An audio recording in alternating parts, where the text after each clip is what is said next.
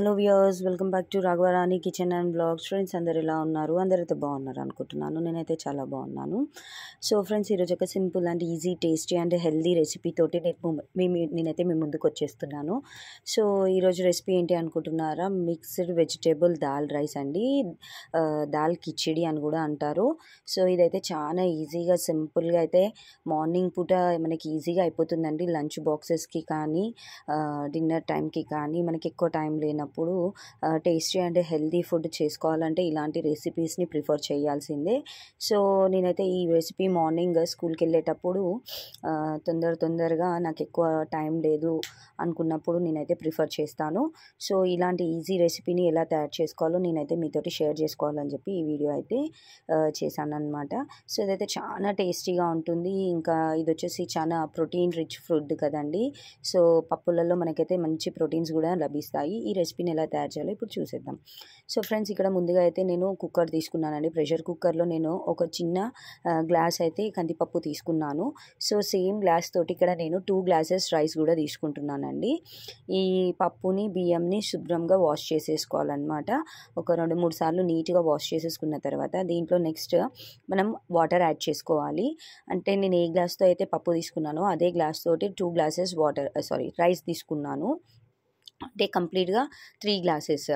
So ఇక్కడ 1:2 రేషియోలో అయితే నేను వాటర్ అనేది తీసుకున్నానండి. అంటే కంప్లీట్గా 3 గ్లాసెస్ పప్పు బియ్యంకి నేను వచ్చేసి ఇక్కడ 6 గ్లాసెస్ వాటర్ అయితే తీసుకున్నాను. ఇలా 6 గ్లాసెస్ వాటర్ తీసుకున్న తర్వాత ఇంకా కావాలంటే మనం ఒక గ్లాస్ ఎక్కువ కూడా తీసుకోవచ్చండి. ఎందుకంటే ఇది దాల్ కిచిడి కాబట్టి కాస్త లూజ్గా ఉంటేనే మంచిగా ఉంటుంది. నెక్స్ట్ ఇక్కడ నేను ఒక చిటికెడు పసుపు యాడ్ చేసుకున్నాను.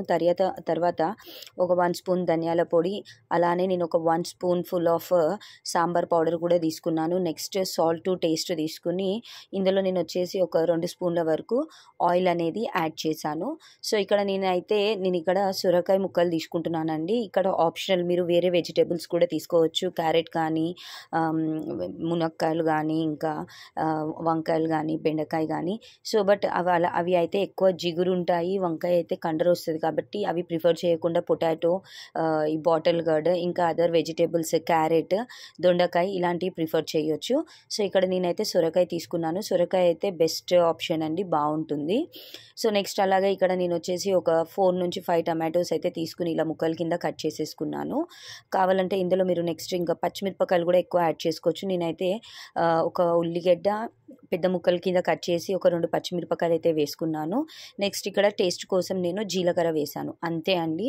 ఇప్పుడు కుక్కర్ మూత పెట్టేసి విజిల్ పెట్టేసి దీన్ని కనీసం ఒక 3 నుంచి 4 విజిల్ల వరకు ఉడకనియాలండి. అది ఉడుకుతూ ఉంది కదా, పక్కన మనం దీనికైతే తాలింపునైతే రెడీ చేసుకుందాము.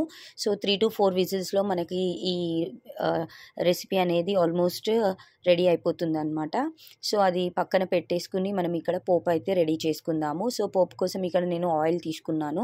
కాస్త ఆయిల్ అయితే ఎక్కువగానే తీసుకున్నానండి. ఇక్కడ మీరు కావాలంటే నెయ్యి కూడా తీసుకోవచ్చు.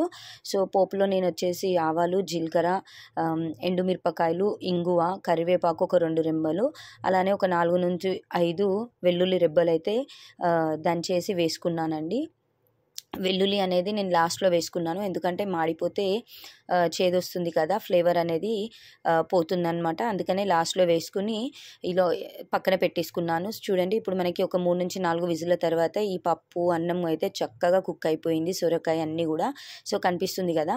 సో ఎగ్జాక్ట్గా ఇంకాస్త వాటర్ యాడ్ చేసుకుంటే మనకి కొంచెము లూజ్గా అయితే ఉంటుందండి.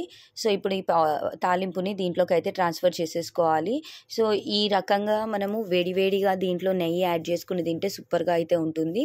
సో లంచ్ బాక్సెస్కి ప్రిఫర్ చేసేటప్పుడు మాత్రం కాస్త వాటర్ అనేది యాడ్ చేసుకుని కొంచెం లూజ్గా చేసుకుంటే మధ్యాహ్నం వరకు మంచిగా ఉంటుందన్నమాట. పిల్లలకి బాక్స్లో పెడతాం కదా, ఎక్కువ గట్టి పడకుండా నార్మల్గా ఉంటుంది, బిగుసుకుపోకుండా ఉంటుంది.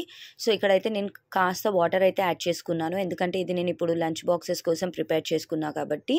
సో ఇక్కడ నేనైతే సాల్ట్ టేస్ట్ చూసి సాల్ట్ సరిపోలేదు. సో ఇంకా కాస్త సాల్ట్ అయితే యాడ్ చేసి ఒక చిన్న టీ గ్లాస్లో 1/2 గ్లాస్ అంత వాటర్ అయితే పోసి ఒకసారి ఇలా మిక్స్ ఇచ్చేసాను. సో అంతే అండి, ఎంతో టేస్టీగా ఉండే దాల్ కిచిడి అయితే మనకి రెడీ అయిపోతుంది. సో ఈ కందిపప్పు అనేది మంచి ప్రోటీన్ రిచ్ ఫుడ్ కూడా కదా. సో అలానే మనకి ఎక్కువ టైం లేనప్పుడు ఇలా 2 కలిపి కుక్కర్లో వేసేసి పోపు పెట్టేస్తే టేస్టీ ఫుడ్ అనేది రెడీ అయిపోతుంది. సో ఇలా బాక్స్లోకి అయితే సర్వ్ చేసేసుకుని దీంట్లో నేనైతే ఒక 1 స్పూన్ ఆవు నెయ్యి అయితే యాడ్ చేసేసాను. ఎంత డెలిషియస్గా ఎంత టేస్టీగా ఉందంటే అంత యమ్మీగా ఉందండి. సో ఇదండి వీడియో నచ్చినట్టయితే లైక్ చేయండి, షేర్ చేయండి, సబ్స్క్రైబ్ చేయండి. ఫస్ట్ టైం చూసేవాళ్ళు సబ్స్క్రైబ్ చేసుకోండి. Thanks for watching my video. Bye bye.